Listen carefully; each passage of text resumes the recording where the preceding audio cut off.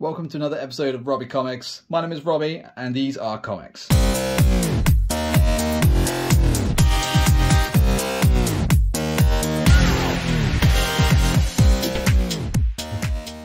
Okay, so we've got a pretty healthy looking stack today, but most of these, I think actually all of them are pretty much just stuff from my pull list. So so let's see how we go. I think these came out a few weeks ago as of uploading this video, but we'll see what we've got. There's some, what I think, some awesome books in here. But let me know what you think. So, got Doctor Strange issue 2.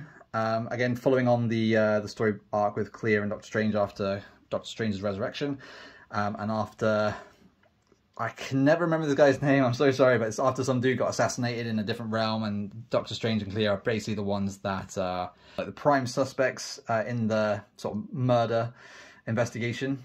And so it basically just follows them, and it follows this new character that seems to have invaded some small child. I haven't read this one yet. It looks pretty cool. The front cover, as always in these comics, is superb. Absolutely love this kind of like pastel-y, sort of almost painted look. But yeah, really digging the series so far. Can't wait to read this one. More of a hilarious book that I picked up, and I'm just going to stick with this run because I think it's hilarious. But it's Spider-X versus, I guess, Venom Rex, I think is what he's referred to.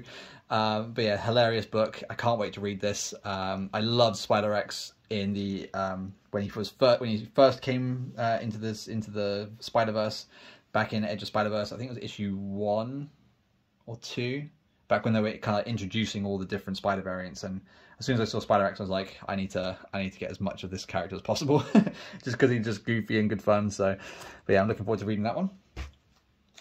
Then I've started getting into the Dark Web series, and I'm absolutely loving the Hallows Eve character. I think she's so cool. Obviously, I'm seriously out of the loop when it comes to this series, but like I said, I just love the artwork, and her character is awesome. So when I found out that they that she has her own little story, I thought, screw it, I'm just going to buy it and keep going. So that's the variant edition, which I absolutely love. It's been on my display for a little while. But then I've got Hallows Eve issue 1. Again, still a really cool front cover, but her character's really cool. She has like these, from what I can tell, she's got these masks from some kind of alternate dimension or from limbo or something. And they basically give, whenever she wears the mask, she gets different powers. So like she has in this series, she starts off wearing like a wolf man, or like a werewolf mask, which basically gives her the powers of a werewolf. But then it transpires that she scratches a security guard, and now he has become a werewolf, which is crazy. So I read this one, a good little first issue, and then I also had to pick up issue 2, obviously. So so there's the cop as the werewolf. So yeah, I'm enjoying this so far. I'm looking forward to seeing how it plays out. I'll probably have to add it to my pull list if I can't keep up with it with buying it online. But yeah, enjoying it so far. I think she's a fun character. And then issue 12 came out of She-Hulk, so obviously I had to pick that one up. Really cool front cover, as always. But I haven't read this one yet. But I think when we left off, there was some issues with Jack coming back, and he's kind of getting his powers back, so he's no longer being like the sort of cute, quirky guy who's kind of like rediscovering things like food and like dressing sensibly and stuff like that. So he's kind of reverting back to how he was prior to the start of this series. So it's going to be interesting to see how that plays out and how his relationship with Jennifer plays out. So we'll see what happens there. But again, still loving the series. It's still a very nice chilled series. Nothing too dramatic's happening. Okay, and next on the list we've got Grimm issue 10. I don't think there's much left in this story at the minute. So it's going to be interesting to see how this ends. I mean, well, I say interesting, it's going to be obvious that the main character is going to become Death, and there's going to be some massive fight towards the end, and all that good stuff. But again, haven't read this one yet, so kind of looking forward to seeing what's going to happen, because I think one of her friends, I can't remember the guy's name, basically went to hell, or he's now trapped in hell, and then she's obviously freaking out, trying to figure out a way to get him back, but it doesn't look like that's going to happen. But if she becomes Death, maybe she can get him back, who knows. So I'm kind of interested to see how that plays out. And then we've got 8 Billion Genies, the last issue. I think it actually ended up quite nicely. it kind of got to a point where there's only one genie left, and it's basically just like, I think the way that she ended with this last wish, I don't want to spoil it for anyone, but was a little bit lame. It's all very cutesy, and you know, love triumphs over everything kind of stuff. So I was a little bit like meh about it. I mean, it's one of those things where it was kind of expected that kind of thing would happen, but yeah, but I quite like the idea that the last genie left alive basically becomes a human to then foresee or to then basically be a part of how the next civilization.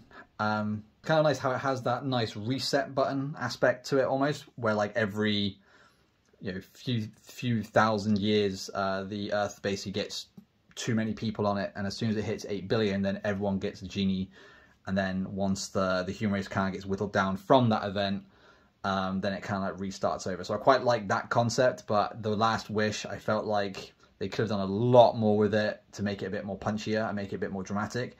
But still, I quite enjoyed the series. I thought it was kind of fun. So I'm interested to see how Amazon sort of deal with that story. And then the next one we've got is basically the next Slaughter Pack. Absolutely love this. This kind of like chunk of the story. I love the new character that's introduced. I think she kind of like refers to herself as Cutter, and how she's an absolute psycho. So it's gonna be interesting to see how she interacts with Erica Slaughter, and yeah, and I love the new kind of like monster, how how the monster is almost like a human, but then so people get confused by the fact that it is a person, and then they get absolutely shredded. The opening like image to issue 1, absolutely gruesome. Like, it's literally just a kid with their entrails everywhere, with a huge bite taken out of its like shoulder or something. It's absolutely grim. But yeah, but this is the Slaughter Pack, so we've got that one. I think that's the main. I'll just take away Gods of this Flame there.